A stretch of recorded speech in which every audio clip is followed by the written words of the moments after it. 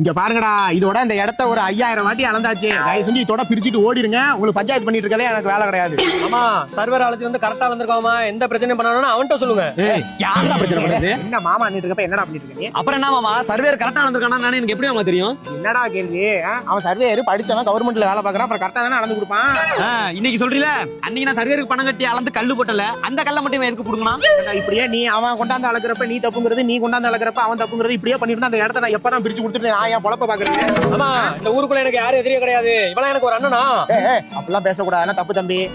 அண்ணங்காரன் அப்படிலாம் பேசக்கூடாது. இவன் ஏமாமா கேட்க மாட்டான். எங்க ஆயப்பனே எனக்கு ஓரம் வச்சுல தானமா பண்ணாங்க. அப்படி பேசிட்டு இருக்க நீ?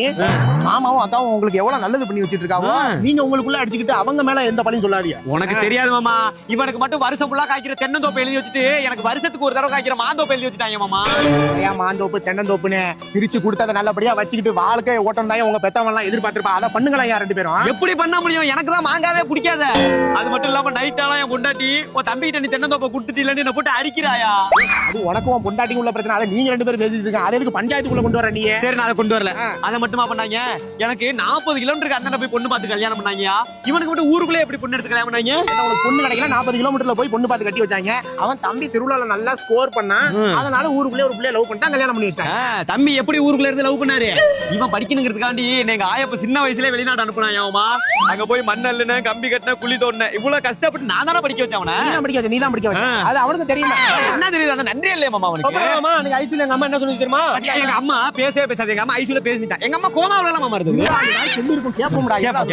எங்க அம்மா ஐசில என்ன சொன்னீங்க தெரியுமா?